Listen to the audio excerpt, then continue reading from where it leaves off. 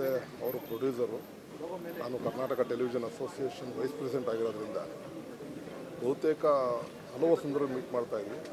ಇದಕ್ಕೆ ಮೊದಲು ಜನನಿ ಸೀರಿಯಲಿಂದ ಪ್ರೀತಿಗಾಗಿರ್ಬೋದು, ಇತ್ತೀಚೆಗೆ ಕೃಷ್ಣ ರುಕ್ಕು ಆ ಸೀರಿಯಲ್ ಕೂಡ ಒಟ್ಟಿಗೆ ಯಾವುದೇ ಪ್ರಾಜೆಕ್ಟ್ ವರ್ಕ್ ಮಾಡ್ತಾಯಿದ್ದೀನಿ. ಬಟ್ ಅವರು ಇಷ್ಟು ಬೇಗ ನಮ್ಮನ್ನು ಅಗಲ್ತಾರೆ ಅಂತ ಯಾವ ಕನಸು ಮನಸ್ಸಲ್ಲಿ ನೆನೆಸಿರಲಿಲ್ಲ.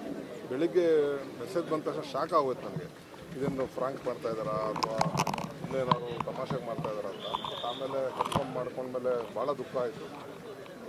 ಜೊತೆಗೆ ಅವರಂಥ ಒಬ್ಬ ಸ್ಫುರದ್ರೂಪಿ ನಟ, ಈಗಾಗಲೇ ನಾವು ಪುನೀತ್ ಅವ್ರನ್ನ ಕಳ್ಕೊಂಡು ಇನ್ನೂ ಆ ಒಂದು ಶಾಕಿಂದ ಆಚೆ ಬಂದಿಲ್ಲ.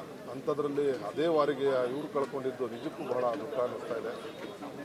ಜೊತೆಗೆ ಅವರು ಒಬ್ಬ ತುಂಬ ಸಿಸ್ಟಮ್ಯಾಟಿಕ್ ಮನುಷ್ಯ. ಪ್ರೊಡಕ್ಷನ್ಲಿರ್ಬೋದು, ಆ್ಯಕ್ಟಿಂಗಲ್ಲಿರ್ಬೋದು, ಅದೇ ಪ್ರೊಡ್ಯೂಸರು ತುಂಬ ಡಿಸಿಪ್ಲಿನಾಗಿ ಮೇಂಟೈನ್ ಮಾಡ್ತಾಯಿದ್ರು. ಅವರ ಪ್ರೊಡಕ್ಷನಲ್ಲಿ ಯಾವುದೋ ಒಂದು ರೀತಿಯ ಕಪ್ಪು ಚುಕ್ಕೆ ಇರಲಿಲ್ಲ.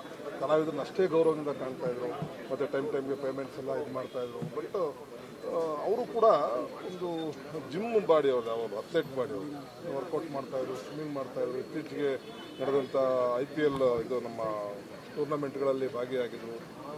ಕ್ರಿಕೆಟು ಮತ್ತು ಬ್ಯಾಡ್ಮಿಂಟನ್ನೆಲ್ಲ ತುಂಬ ಸಿಸ್ಟಮ್ಯಾಟಿಕ್ ಮನುಷ್ಯ. ಬಟ್ ಯಾಕೆ ಇಷ್ಟು ಬೇಗ ದೇವರನ್ನು ಕಳ್ಕೊಂಡು ಹೋದೇ ಭಾಳ ದುಃಖ ಆಗ್ತಾಯಿದೆ.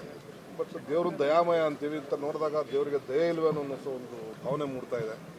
ಅವರಿಗೆ ಮತ್ತು ಅವರ ಕುಟುಂಬದವರಿಗೆಲ್ಲ ಒಂದು ಶಕ್ತಿಯನ್ನು ಭರಿಸೋ ಶಕ್ತಿ ಕೊಡಲಿ ಅಂತ ಭಗವಂತ ಪ್ರಾರ್ಥಿಸ್ತೀನಿ. ಇನ್ನೇನು ಜಾಸ್ತಿ ಹೇಳೋಕ್ಕಿಲ್ಲ. ಅವರ ಒಂದು ಡಿಸಿಪ್ಲಿನ್ಗೆ ಒಂದು ಬೆಲೆ ಇಲ್ವ ಅಂತ ಆಯ್ತು ಅಂತ ದುಃಖ ಆಗ್ತಾಯಿದೆ.